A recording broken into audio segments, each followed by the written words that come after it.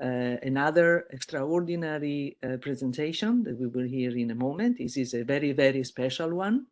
But I just wanted to say a few words about the state of the affairs, because of course this is under the 25th anniversary celebrations, and you will see here a long list of people who have been contributing to the success of this year so far. So many people, many volunteers, extraordinary work being done here.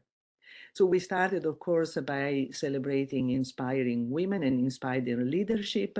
And you will recognize among all the various chairs that have been here, two of the people who have been also very, very active for the extraordinary speakers and extraordinary science.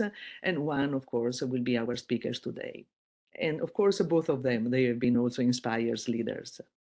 The marathon have been several people involved, and for one day we touched everyone's hands, everyone's hearts, and everyone's brains all over around the world in a 14-hour marathon. And these are all the people who have been really fundamental in putting together really an inspiring program. For all the people who were able to attend that day, even for part of that. Otherwise, please know that all those events are available on the website. Is WE at 25. So one of the great endeavors that we had for the celebrations were the celebrations of ingenuity and innovation. So we had what we called W2W, a W2W competition, and several people applied from all over the world. I will show you in a moment the statistics for that, which was absolutely incredible. And after several of the people that you saw at the beginning met and read, and we evaluated, so there were representations from all the regions who evaluated the proposal. We had two winners, and so Komal Shah and Manish Aurora, they were had her work presented at the International Leadership Conference. We were also others who were very close runner-ups, as you can see here, and we had three proposals which are listed here. One, which is fighting for a future free of violence. W2W, as you might recall, stands for women to women. So trying to use ingenuity and ideas from women to tackle women issues. Another one was on education. And the third one was also on education, and it's the special really type of education in countries where certain type of situations are really particularly difficult. The statistics I promise is over here. You can see how many countries participated. And so we had 34 proposals, 16 countries. There were 4 on W medicine, 11 on child care and education, 15 sustainable environment, 2 elderly care, and 2 W security. W again, women, of course. And you see here all the countries which have been contributed. India was really particularly present here, and it was really fantastic. Yes, of course, Ramalatha, I think you have been really inspiring for many young women there, and they were all present here. So, but again, Pakistan was there, Canada was there, Italy was there, Mexico, Sri Lanka. You can see them over there. We went to Australia, Nigeria, Ecuador. It was an absolute honor, really, to be able to read all those, and it was just very sad that we could not really give prizes to all of them. But again, you will be able to see all of them listed on the website. Please go of them, and you can contact them. Their email address is there if you are interested in the type of proposal they were having. As you remember, we wanted to celebrate men as well. And 2 volunteers, Anico Costa, Carolina Oliveira, were fundamental in contacting everyone, receiving all the people, all the names that had been proposed, so all the nominations, and we had only winners. So all the men that you see here are our winners, and we are now finding ways to celebrating them. And in particular, we would like to make sure that their experience, their view is known to other men who we hopefully we hope that they will be the inspiring men for and supporters for other women in the future. And here we're getting, of course, last but definitely not least, to the Extraordinary Women, Extraordinary Science Seminar Series. It started in January. We have all the names here of all the speakers. You'll see the last one will be in November, the 4th. And the name of the people will be instrumental for that. So Bozena, as already mentioned, and myself, we co-chair that. Goredna has been absolutely extraordinary, and we will never stop thanking her because all the websites and all the messages that you are receiving are really coming from her. And Ramalatha, who is also today's speaker, she was chairing and leading marketing and design together with Neha Tumari, Camilla Yohar, and Malavika Rishan. And so all of that, just to tell you that whenever you see all these presentations, there are really a lot of people who have really been putting a lot of work behind that. And therefore, please know that this, by the way, is an invitation for all of you who would like to participate, who would like to do something either for 25th anniversary or very simply as a volunteer, get in touch. There will be more to come. We are planning a roundtable with the future direction in industry.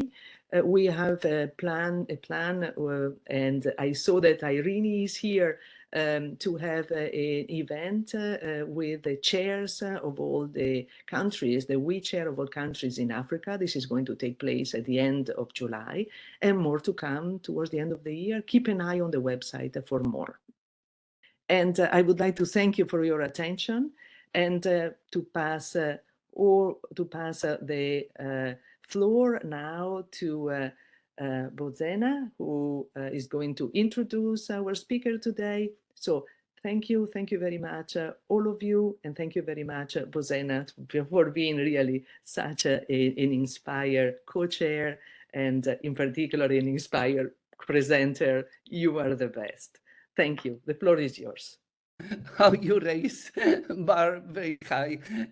Thank you, Cinzia, and I welcome everyone, including, I can see even my student here. I welcome everyone from Santa Monica, California, where I spent summers, and as particularly I welcome today my dear friend and role model, Professor Ramalatha Marimuthu. I call professor because everyone in India calls Professor Marimuthu, and it's just my privilege and great honor. And I could speak forever, and I would take entire 1 hour, but we want to listen to Ramalatha, who has so much to share and to offer. And Ramalatha, briefly, if I would like to introduce, she is a remarkable woman, a remarkable volunteer, and remarkable scholar and innovator. How I view, you can read bio, and she will mention a lot. But even yesterday, I wrote to author of the article, No Role Models in India, she mentioned Japan, India, and I think Bangladesh, or maybe China. And in the article is no role models, but going back. And I wrote yesterday, no, there is Professor Ramalatha Marimuthu, who was inspired very much by father. And that was because over there was about culture. So you are like counterexample that you are role model, but author argue that you are the different generation, but long time ago, there were no female role models in your country in engineering. So anyway, Ramalatha is a role model. She's innovator, but what is very special about Ramalatha is that she has incredible ideas. I always advise everyone and mentor, whatever you will take a role, leadership role, do something that nobody will take away from you. And this is the example of a person who can create everything, whatever she does, of the type that nobody will take away, is Ramalatha. Our former chair, I remember from that moment when she was chair, innovate, and I'm pretty sure that everyone knows your innovation when you became chair and what you did for IEEE women in engineering. And since that time, it was 2011, since that time, you are actively engaged, involved. But particularly what is the beauty is also in her country. She was again creator of section, Madras section, of the always devotion to promoting, advancing women in engineering and science and in STEM.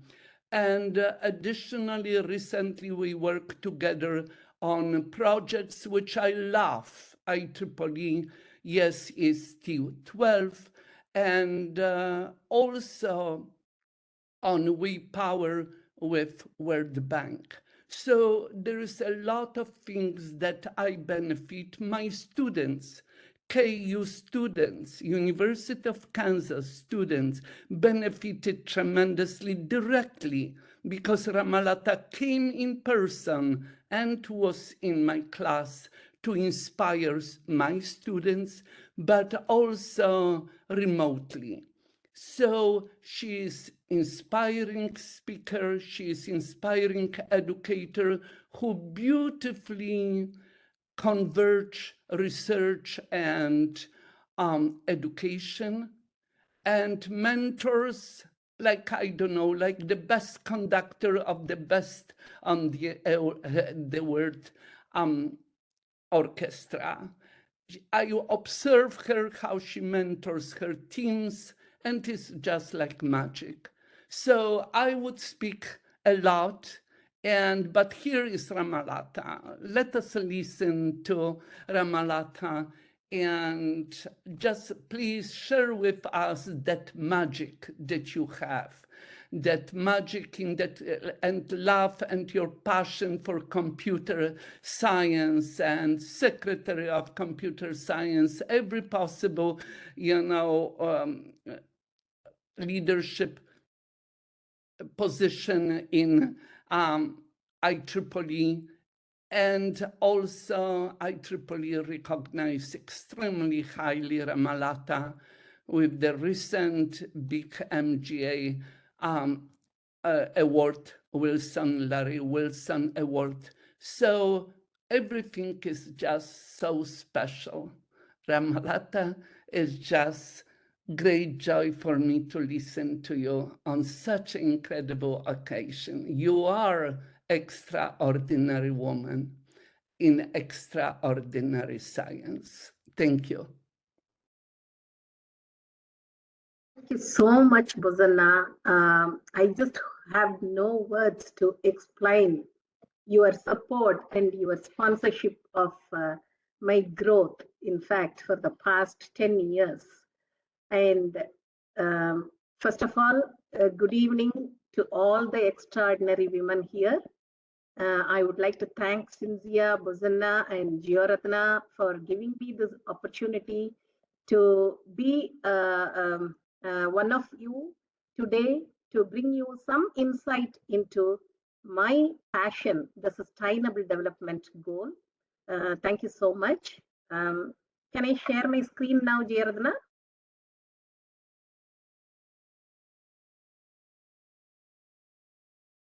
Yes, please, Ramalatha, go ahead. Okay.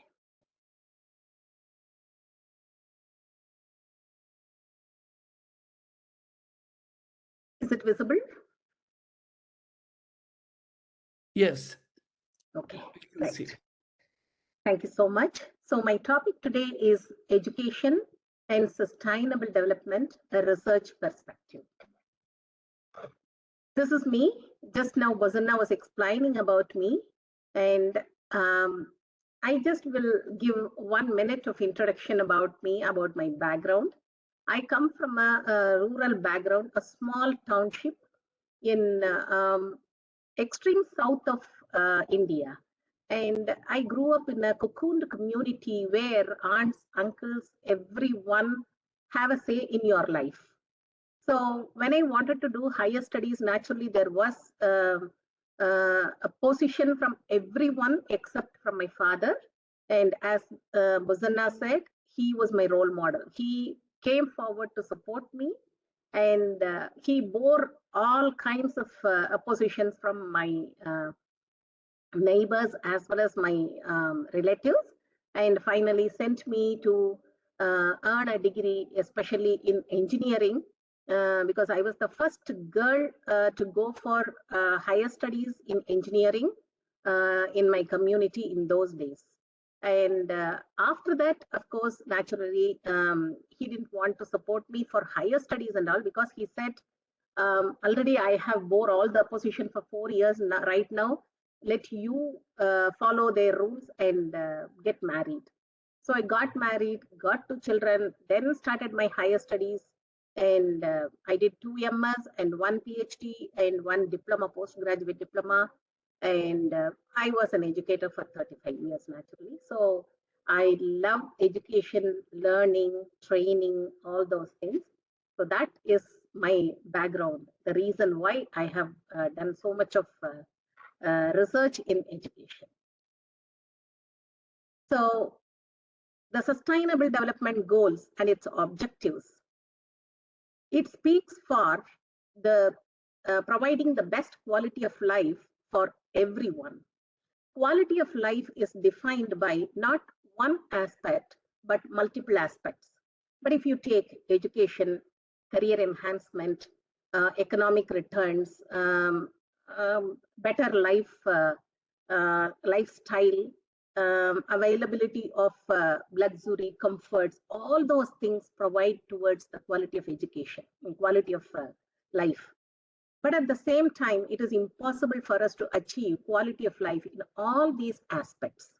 Even if you research and find out how many countries actually provide for the best quality of life, each one is measured in 2 or 3 aspects as the best.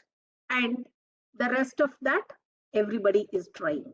So the pure goal of the Sustainable Development Goal is you have to provide the best quality of life. Each one of us have the right to get the best quality of life. And it is the responsibility of not only the individual, but the community, the government, all the stakeholders, the whole world. So that is why United Nations brought the Sustainable Development Goals, which will provide as much possibility for us to have the best quality of life, not only for us, but for our future generations also. That is the objective. And why education has been listed under the SDG. The targets of education SDG, how it can be achieved, how it can be a sustainable development goal. And for the other SDGs, how education is a prime key factor for achieving the goal, and how to make education itself sustainable, and what are all the challenges and opportunities. I always say the opportunities in challenges. And these are all the topics that I'm going to deal with today. So this is the definition. By definition, as I said, the sustainable development is not what meets the present needs of the community, but it has to provide for the future generations as well to meet their own needs, which means that the natural resources and all the other things that are available on the earth is not ours to own, but everybody's to pass on for the future generations especially. So the purpose of this sustainable development goal creation is to make it possible to all the people get at least a little of best quality of life. Right now, it is completely up and down, making it unbalanced. So making it a little balanced, trying to make it balanced. This is the purpose of Sustainable Development Goal. And naturally, we have all kinds of quality of life, as I said, social, economic, cultural, and the challenges also the same factors: social, economic, cultural, political, and technological challenges. So these are the 17 sustainable development goals, and ours is fourth one: quality education. But if you see, no poverty, zero hunger, good health and well-being, gender equality, affordable and clean energy, everything needs a little of education as a key factor, either to achieve it or it needs to be a part of the education itself. So this is what I'm going to discuss in the successive slides. So what is education? We can have different types of education, and a person can have a structured schooling education, which is done by a process, procedure, methods, and have some metrics also. So naturally, anyone can identify the clear objectives and find out what the outcomes are, whether they relate to each other, and if they are relating, how much of objectives have been converted into outcomes. All these are possible. And the second one is an enlightening experience, which all of us at any one point of time at least would have definitely shared with a fellow human being or with our own individual in self. And this is also experience or education. And more of this experience and education that comes from our own environment, and this is easily attainable for everyone. But the first one, the structured education, that is not easily attainable for everyone. The balanced accessibility to education is not available for the whole. So the objective is to ensure inclusive, equitable quality education and promote lifelong learning opportunities for all. So I just thought about the education in its full sense and divided it into these three possible types of education. The first one, the formal education, is the one I just explained about, the structured one. So mass schooling, tuitions, and universities, all these are formal education. Of course, when you enter into a job, the training which is provided by the industry, that also comes under the formal education, because that is provided for a particular target audience and it is not open to all. The second one, which is the non-formal education, this is also planned and structured courses, but the target audience can be anywhere, and most of the times it is kind of given by some non-government organizations or universities just to empower the people outside the university also to get some idea about a particular topic or on a particular technology. So the courses which are provided by the online course providers like Coursera, the universities themselves, and sometimes it is also possible for the governments also take care of this non-formal education. And apart from that, the skill development education that is provided for the small children or big people, whatever it is. The last one is the informal education. And this one comes from friends, family, environment, and of course, self-education with the books also. And you can gain a lot of experience and learning through traveling or attending seminars and conferences. So those are informal. It can be anything, and it need not be according to your own research area, but it will provide a small insight and a learning experience for you. So that is informal education. So who are all the stakeholders? Of course, the governments of all countries, people and communities, industries, non-government organizations, international organizations like the World Bank, World Trade Center, Energia, all these people have to come together to make this SDG a reality and implement it in all places. So according to these stakeholders, whatever is possible has to be shared with every one of the people. But where the problem comes, as I said, it may be cultural. Mostly it is cultural, but economy and social factors also play an important role there. So this is SDG 4, where we have all these targets. The free primary and secondary education or pre-primary education and higher studies.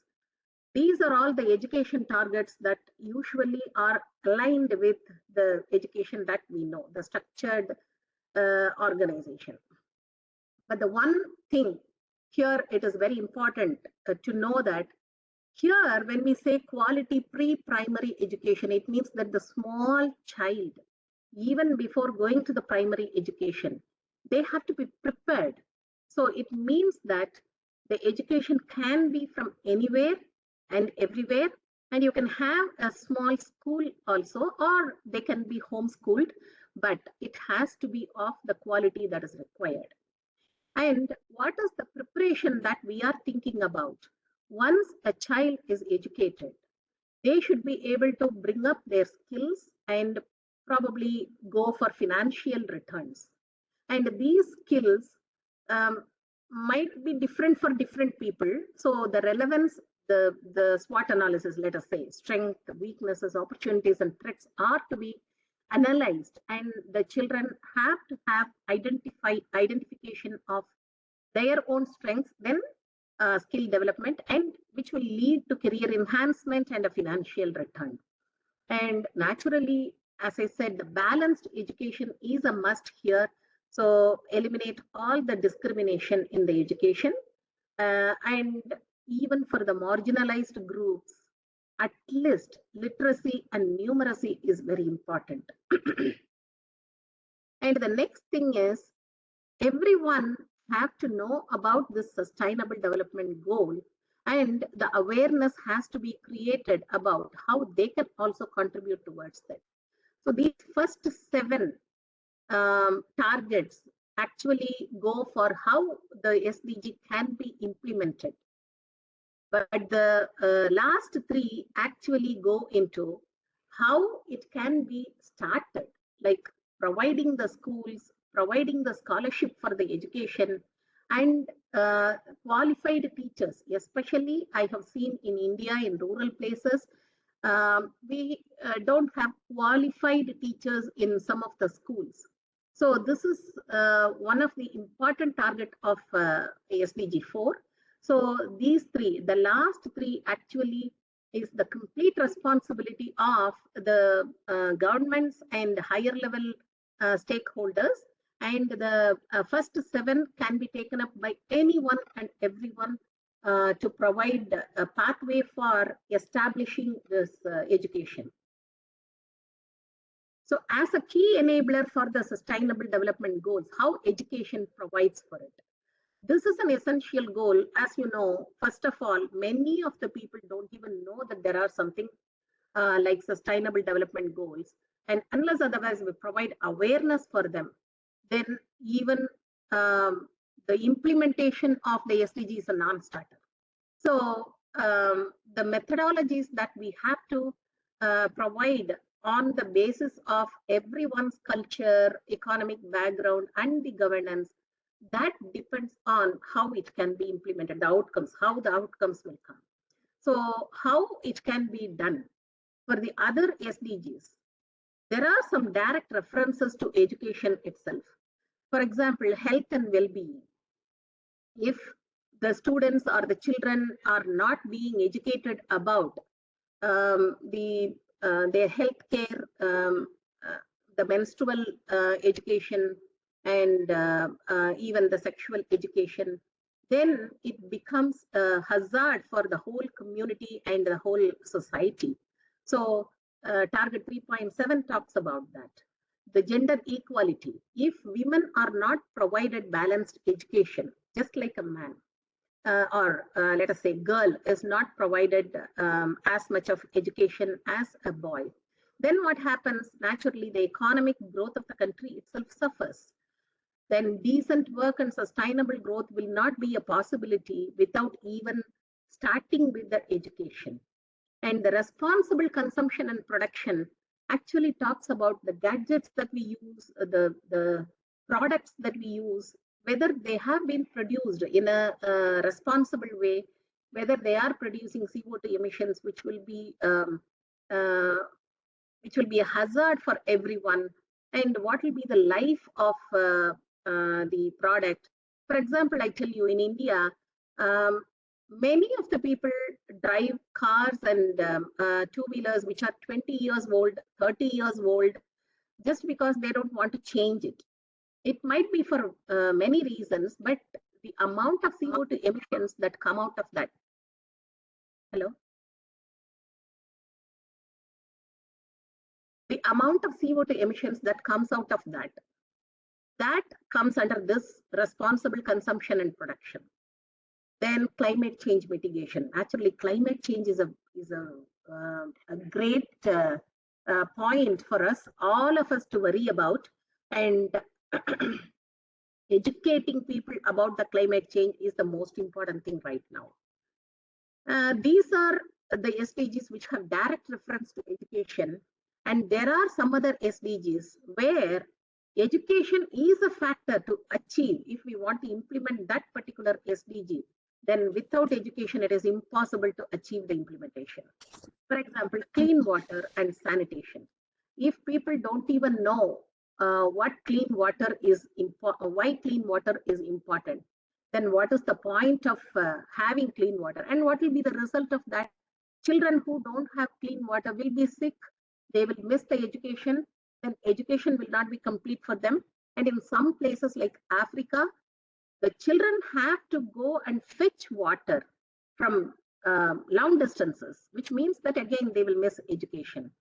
And this will definitely finally come out in some other way, also bringing in poverty and hunger. So no poverty, zero hunger will not be possible without education. So this is the SDG 1 and 2, no poverty and zero hunger. How to eliminate this?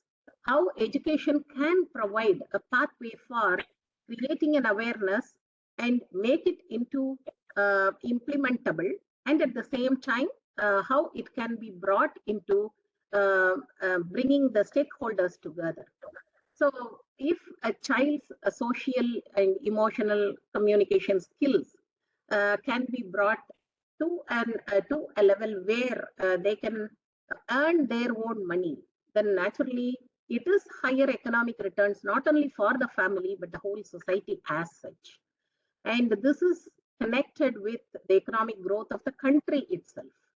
And equal education, that's what we are thinking about. And the quality education is a right of every person, whatever gender they are, whatever nationality they are, or whatever kind of diversity they come under. And awareness about the government schemes. For example, in India, we have government schemes for providing food for the pregnant women, especially in the rural areas. The government is paying to bring healthy food for the pregnant woman so that the child also will be healthy. And this is not known to many people. And this, if it is implemented properly by properly educating the people, it will result in lower maternal and infant mortality. I'm sure in every country, this kind of government schemes are available. And if people are not going to be educated, the awareness is not created, then the total economic growth will also suffer. So for just um, the number, I'm just giving 700 million people, or 10% of the world population, is still living in extreme poverty today, according to the World Bank. The second one, the SDG 3, good health. As I just said, for the pregnancy, if the awareness has to be created even for good food and healthy practices, then just imagine what about the killer diseases like HIV and AIDS. Many of the people are not even aware of what happens with HIV and AIDS, and these are the sections that are vulnerable to that kind of diseases. And apart from that, the silent killers like blood pressure, diabetes, all these have a consequence on the long-term economic growth of the country, because right now the diabetes and blood pressure are affecting people even below 40 years of age in all the countries. It is not in one country or two countries, it is in all the countries, which means that we are losing people who are productive, and the productivity will be reducing in the near future. Now education can be easily imparted using even mobile health apps, and this has been easily accessible for the poor and other marginalized groups also. One more thing about this good health is that drug and alcohol abuse. Just now I read in the Fortune magazine that the drug and alcohol abuse is the maximum amount of is producing the maximum amount of deaths right now.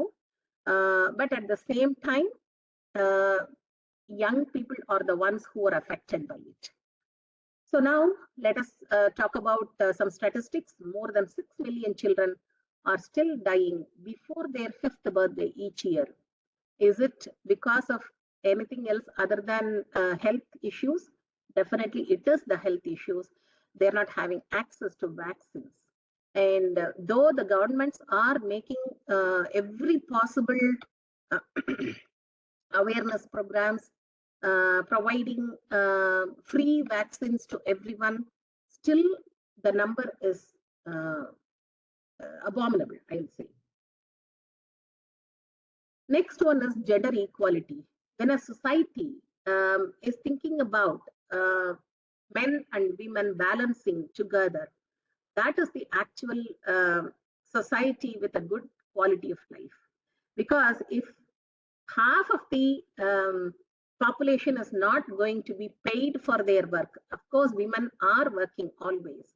But if you convert this into economy, then the unpaid labor that the women always are being under, that is not converting into any economic growth. So if the girl is educated, and if the girl can also have a career apart from the other work, then the economic growth, not only for the family, but also the whole country is going to improve. And because of this education, there is every chance that the child marriage will not happen, and naturally bringing up the women's health and pregnancy oriented complications. That also will go down. This also reduces the child mortality and child stunting.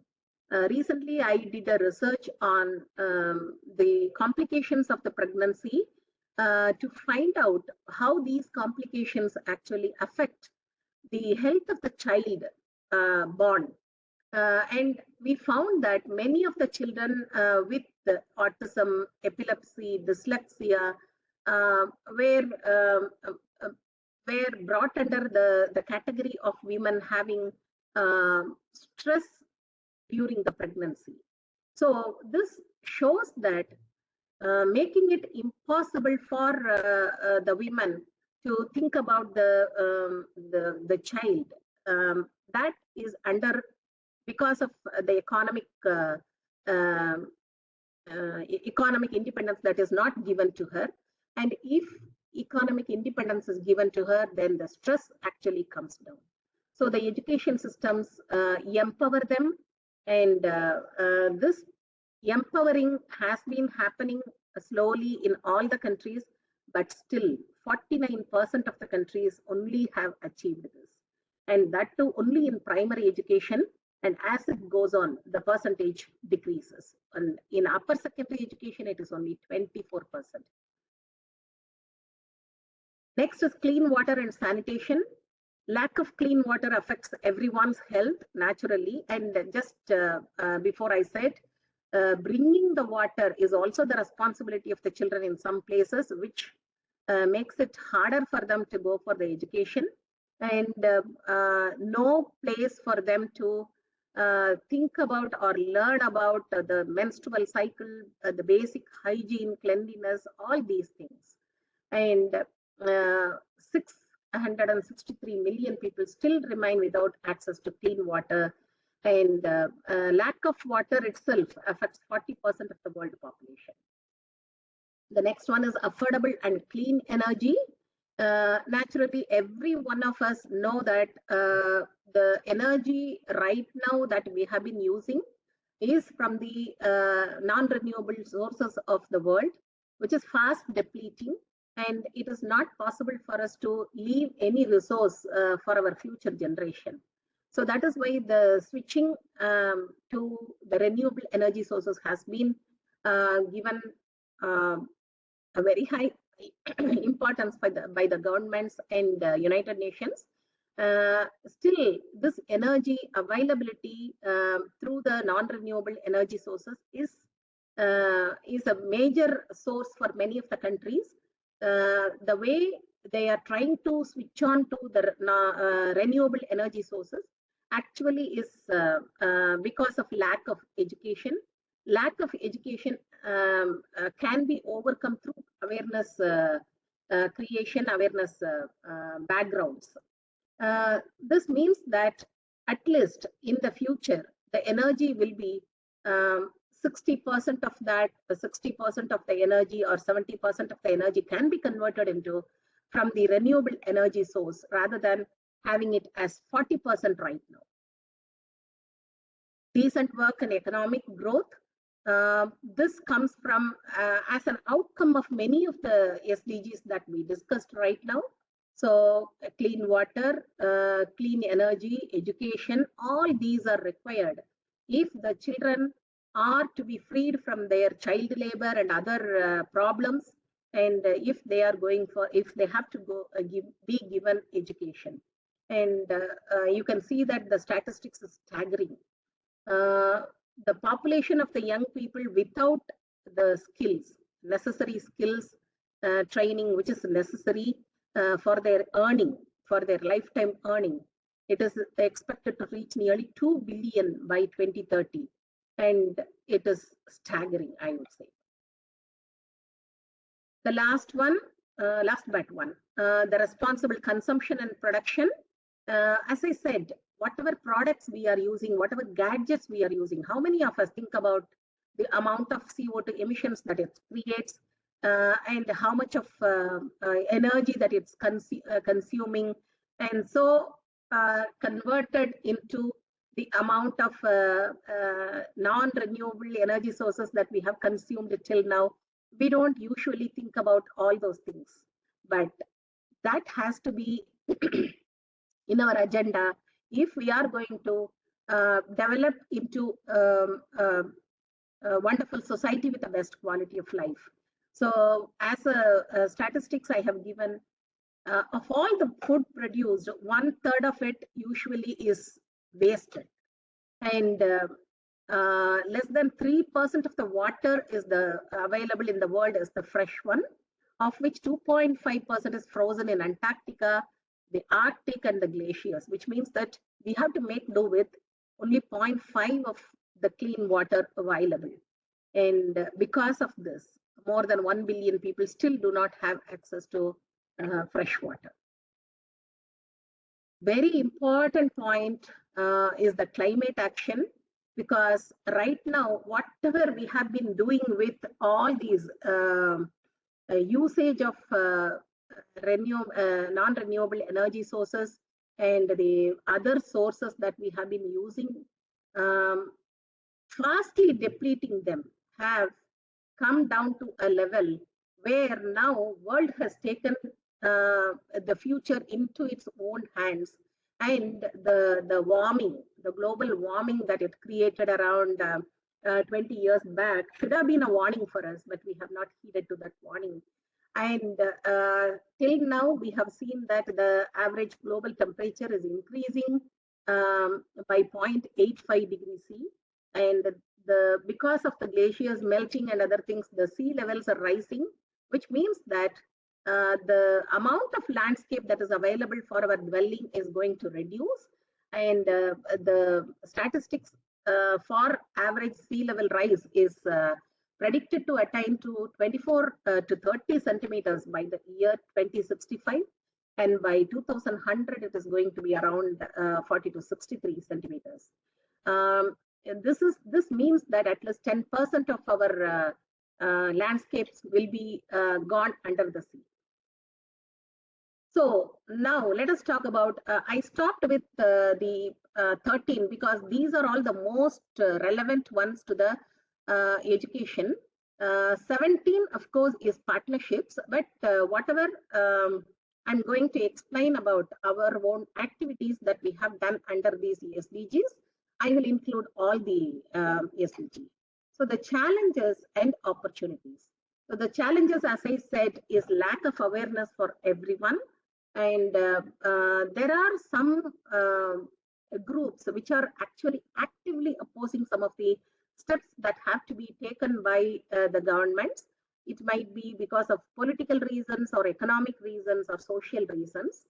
And the policies and the implementation of the policies have always been a problem in our world. Due to various reasons, because everything is individualized and the individual opinions and everything are going to make an impact on the way they are implemented, the methods and other things. So how to make it into an opportunity for us? So the first two are the education opportunities that every one of us can take into our hands, and we can do it. We need not wait for anyone. The awareness creation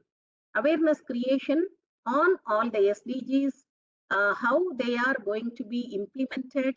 There might be the socio-economic cultural factors, and each one of us are going to consider all those factors, bringing into making it into a clear awareness education for our own community. It becomes scalable to the other communities also.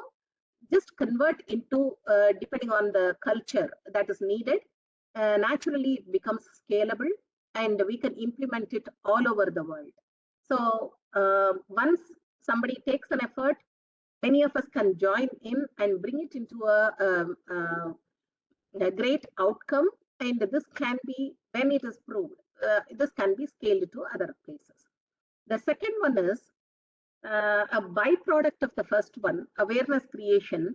And once slight awareness has been created, we can create a forum for bringing in all the stakeholders together in one way or other, and let them first have a say in what they think, and at the same time how it can be implemented. And naturally, government is a stakeholder. Once the forum thinks that it is implementable, the next we need to do with the government. So let us talk about the opportunities for the educators and education. I'm just going to show some of my projects or the activities that I have done under the SDG and conclude it. So for education, we started with providing computer literacy to the rural schools where there were no qualified teachers and where there were no computers as well.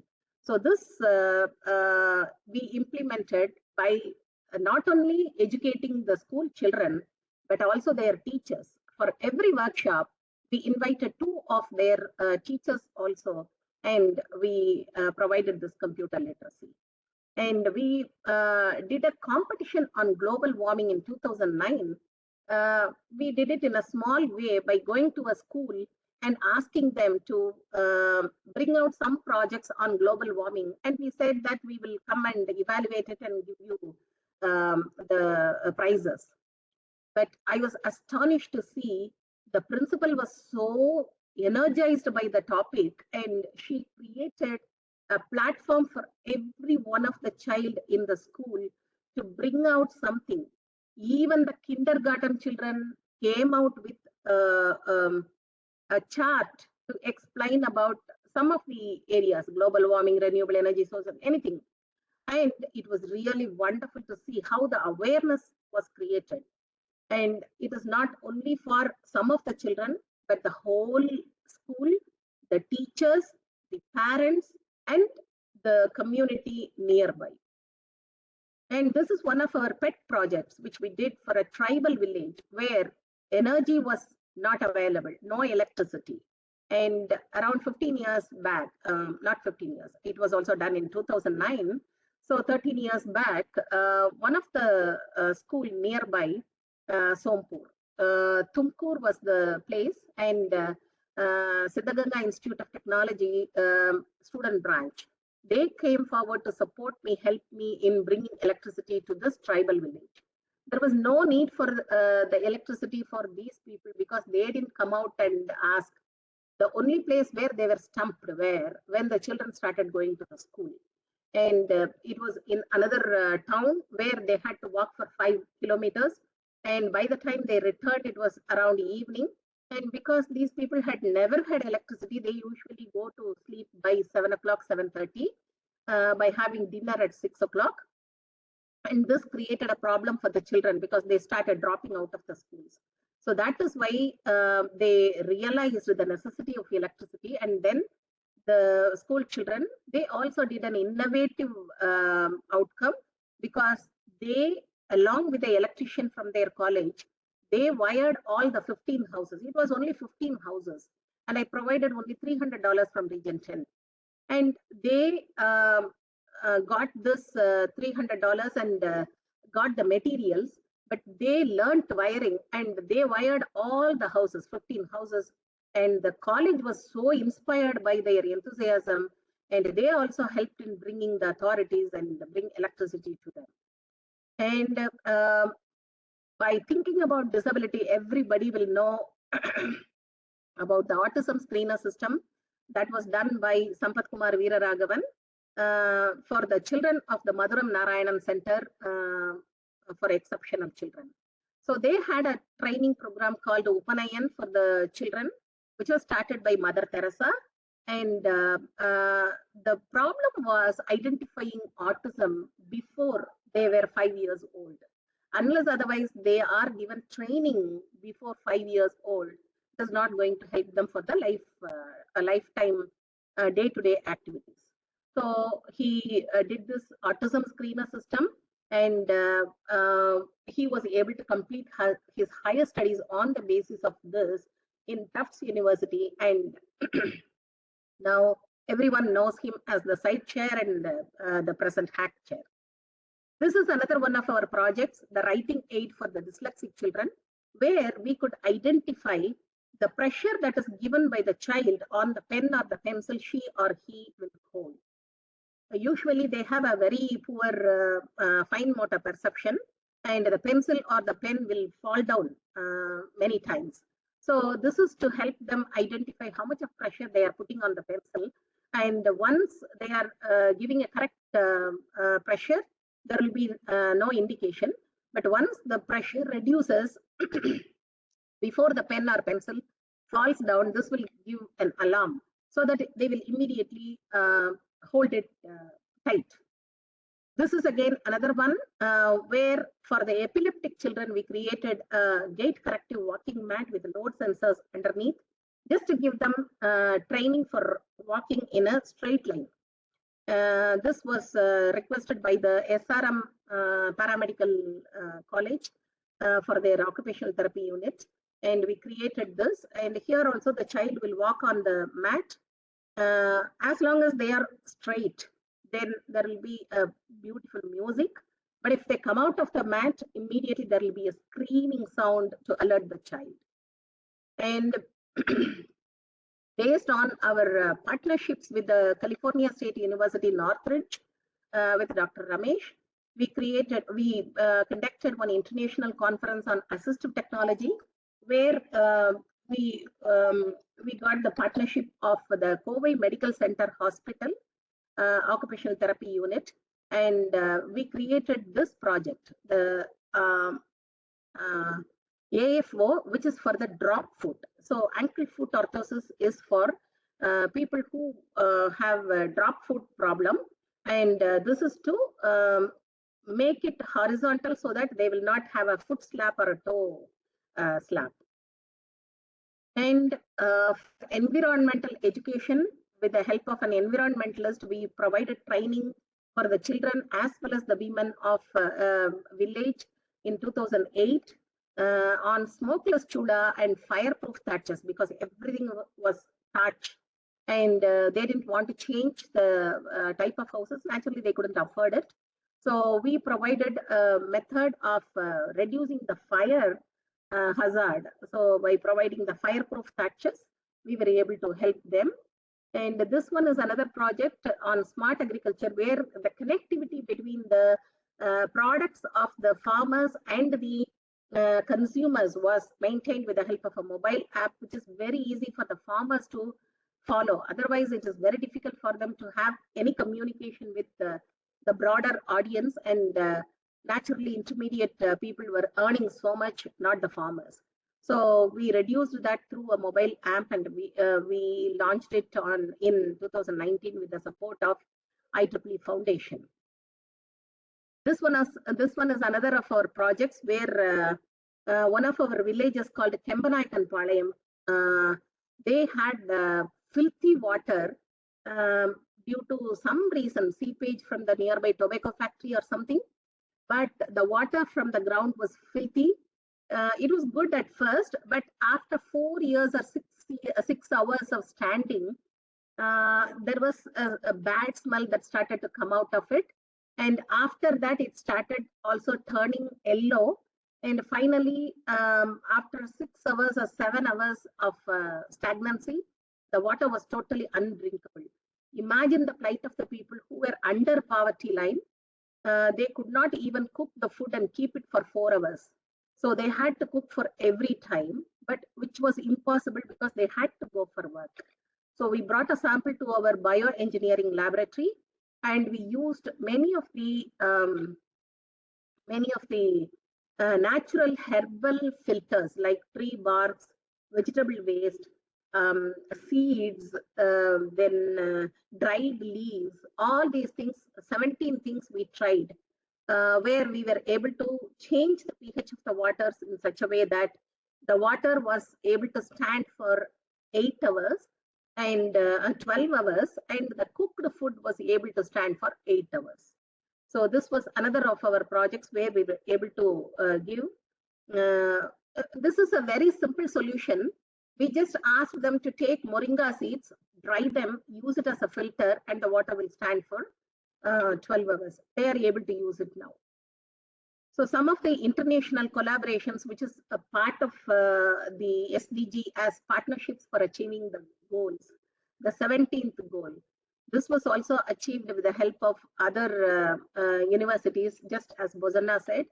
I have collaborated with her in publishing papers, teaching her students, and she has also taught my students, been a jury for our SS12 competition. So that is partnerships. Then the Returning Mothers Conference, of course, we were able to get the women who wanted to go back to work, who have taken a break during their career. And last year we had a great time with around 456 registrations from 47 countries. And it was an enjoyable one, because the women, if they want to change courses, or if they want to go for the same job, or if they want to be a role model, whatever it is, we made it possible for them to do it during the Returning Mothers Conference. And the next one is the women entrepreneurship. The outcome of this women entrepreneurship is not only women entrepreneurship, but also an education for our children. This is coir pith. Coir pith has to be mixed with the latex and compressed into a mold, into any shape, and silk thread has to be woven over it to bring it into a toy. This was the training we gave it to rural women. But the problem was they were not able to give as much strength as possible to make it into a real compressed mold over which they can wind the silk thread. So for that, we created this machine. Our sophomore, our students, final year students, they created this machine which can take the coir pith as well as the latex in the correct proportions, mix them, mold it into a given shape, and give it as an outcome. So over that, they just need to wind the silk threads. So these are some of the activities that we did, like Women ILC, ILS, the Grace Hopper celebration for women, the conferences in Region 10. I introduced the Women in Engineering track for increasing the amount of research activities, because many of the women in Region 10, they don't travel if they have to present in the conferences. So we created this track inviting the researchers, women researchers, to come forward in all the flagship conferences of Region 10. This is one of the initiatives that we took, the engineering projects and community service. The India initiative was conducted by me in 2014 because I was the ad hoc chair for the EPICS India initiative. And this covered around 25 universities in India, where we created the awareness on service learning and socially responsible innovations.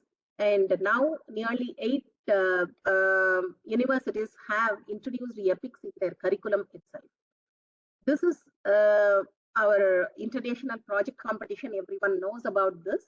As Bozana said, she is our advisor and she has been with me for the past 6 years, supporting me in creating the socially responsible projects covering around 20 countries from different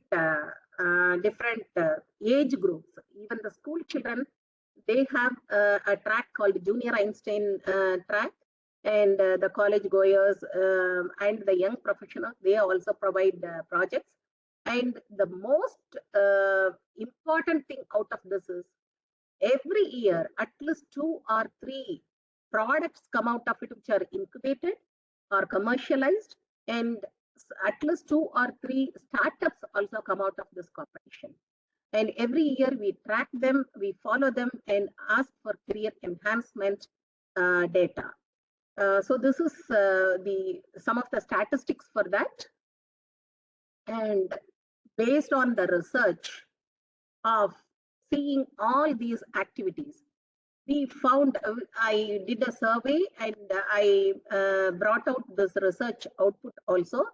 Like the service associations like NSS, NCC, which are in the colleges, they also provide an opportunity for service learning, but the conversion into a responsible social innovator is only 32.5% there. But if they do a social impact project, the conversion rate becomes 44.8%.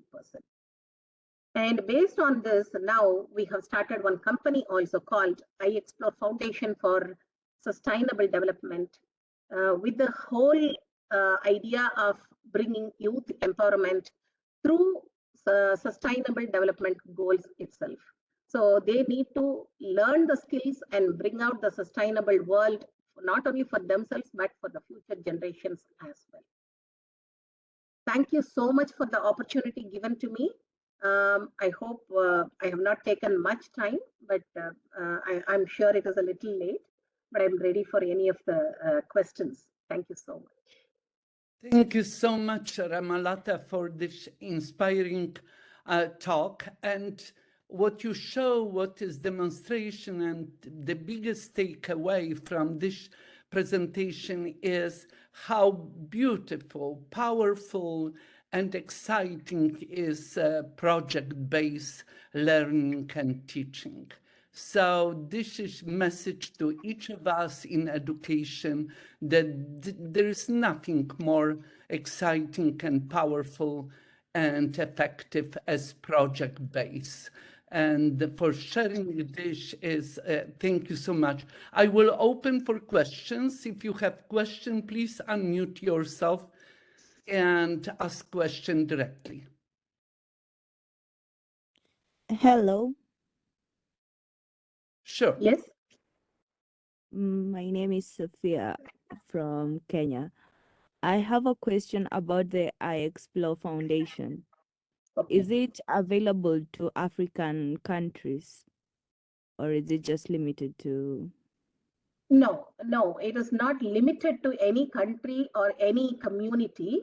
It is for providing training, skill development activities for anyone who is ready to take it.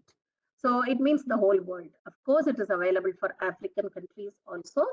Definitely, I can keep in touch with you and provide whatever support you need. I think she dropped out. Yeah. How can I access it? Like how can I reach you? Yeah, I can type my mail ID here. You can probably take it and send me a mail. I'll immediately reply. Okay, I'd appreciate that. Thank you. Questions? Thank you for Sophia for question. Other questions, comments? Is Cinzia here? Thank you, Botsena. Thank you, Ramalatha. It was really mind-blowing. It was so beautiful what you just presented. And I wanted just to continue on the questions of Sophia, actually. Do you have a website that we can reach, we can access for this foundation? I think it would be also quite interesting for us to access that. Thank you. Yes. Right now, I'm using the SS12 website itself. I will give you that.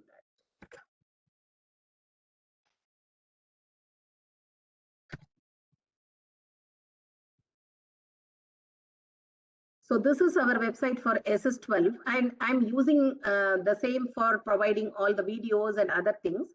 But definitely, the website for the Explore Foundation will be up within this month.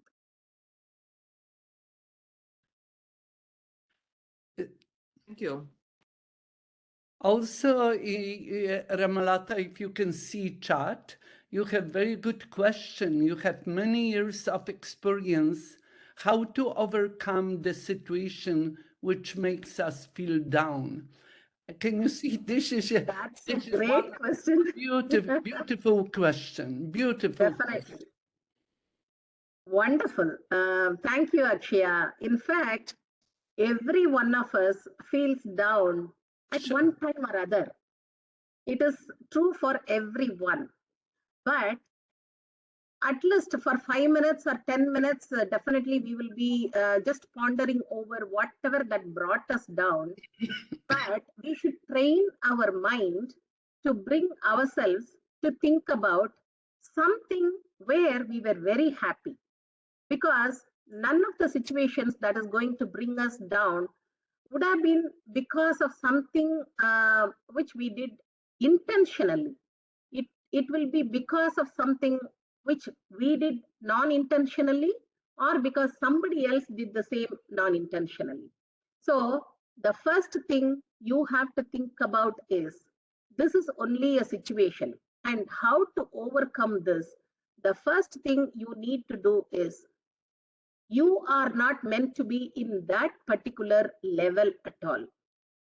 You have been given a background, you have been given an opportunity to come out with full success till now, and it is not because of your level or not because of your background. It has been your destiny itself. So your destiny always will be towards a positive and a higher level, and that is what I believe in me. Whenever or wherever there is something or somebody to put me down also, I feel that, okay, these people don't know me, and I am the one who can explain about me, who can feel about me, who can pat myself. So I always think about what I have been creating, I have been doing, and I feel so happy about whatever I have done, because naturally every one of you also will be doing so many activities. You know, so many people with whom you have been contributing, and you know that that particular situation is not going to last long. So first of all, train your mind. Training your mind takes a little time, but definitely you will achieve it. That is the only way to overcome any situation. And if you need to train your mind and if you need some support, go for a mentor. A mentor, a consistent mentor, I would say. And this mentor will definitely help you feel better if you can explain the situation and if you can ask their advice. Once downloading your worries and sorrow definitely will make you feel better. I hope I answered your question. I'm sure many of us could share with you how to deal. For me, just second, for me, I always immediately run and help others. So the best recipe for me to take care of when I'm down, just help others and go to school, help children, like Ramalatha said, do something for others, and then it will make you feel immediately better. Yes, please ask Yes, questions. Sure, Leslie. sure. Ramalatha, thank you so much for your talk. Tomorrow, I'm starting a new mentorship group. I've done this before, but I'm starting a new mentorship group with 4 high school girls. Oh, And I just took a look at your Yes IST 12 website, and I'm hoping that will give me some great ideas for as we definitely. progress along.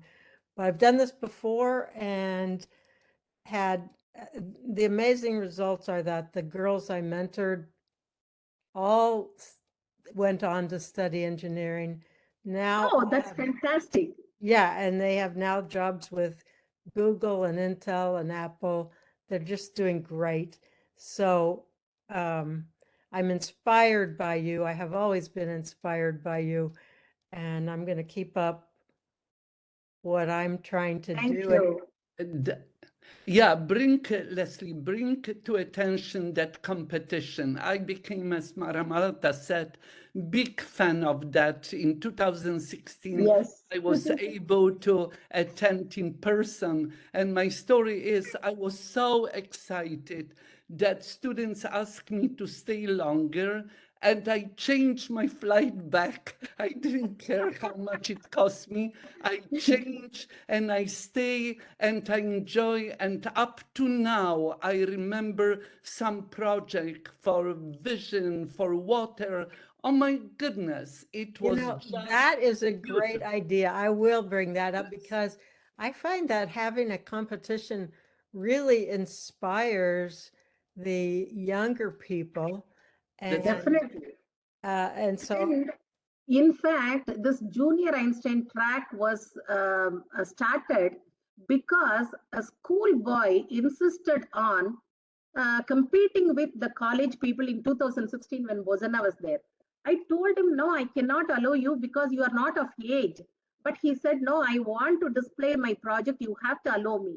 And I said, it will be unfair because the college going children will have projects which will be of higher level and competing with them, definitely you are not going to win. And he said, I don't mind. I just want to be there and I want to present my project. I allowed him, and he was my inspiration for the junior Einstein track. And this year, I'm happy to say, one boy who is in 4th standard, he must be around 9 years. Now he wants to compete in the same project competition.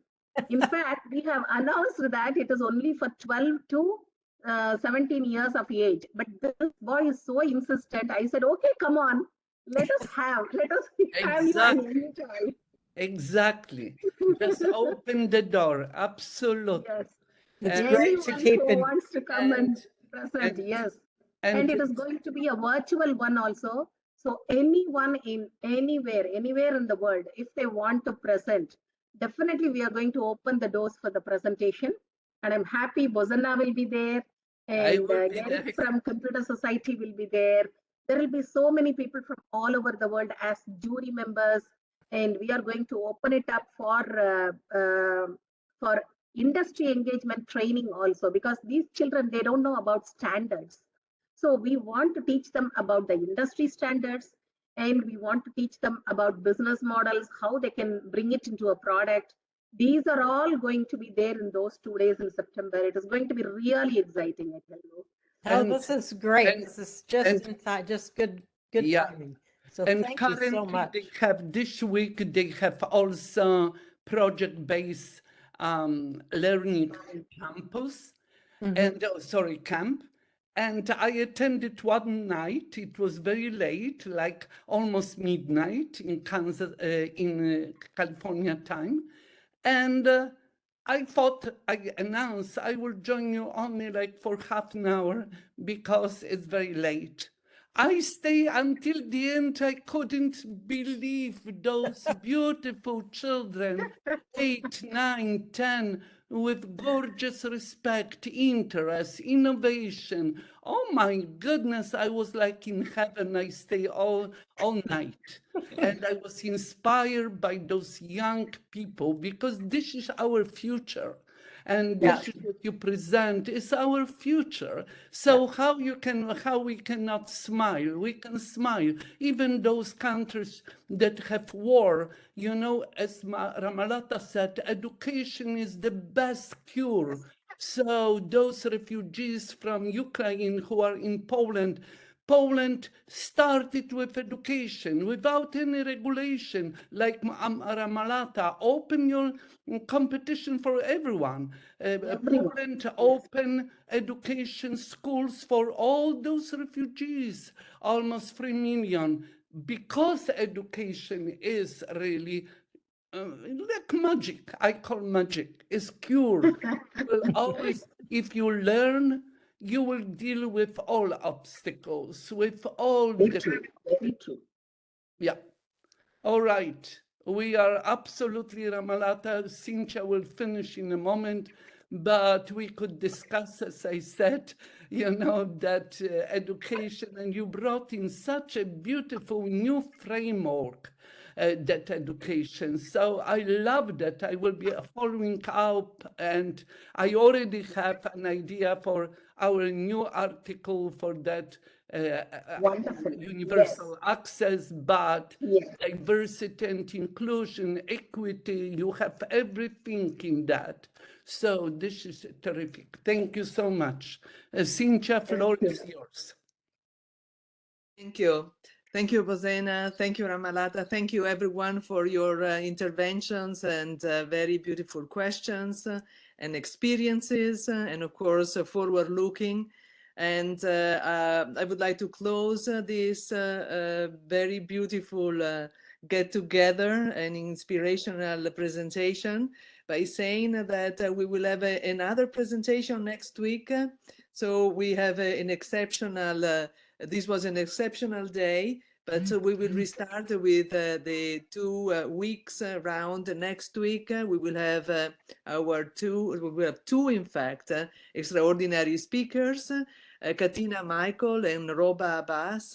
They will be representing the IEEE Society on social implication of technology. And so we will know and we will hear even more of that, even more on sustainability and social implications of the technologies that we do. And so please join us. Sorry for interruption. Such a beautiful partnership. One speaker is from United States, from Arizona. Another speaker is from Australia.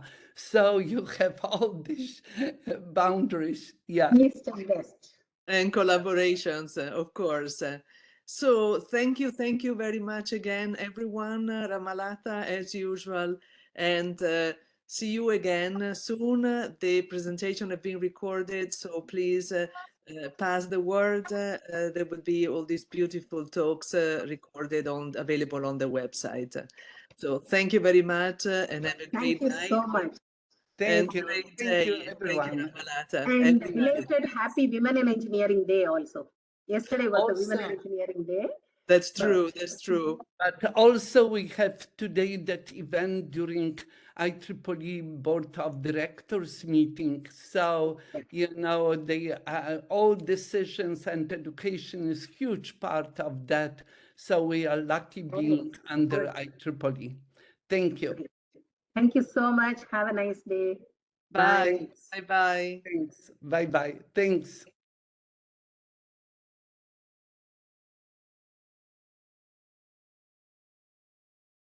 Thank you, Joretna. Thank you, Thank you, Cynthia. Loretta. Yes. Thank you.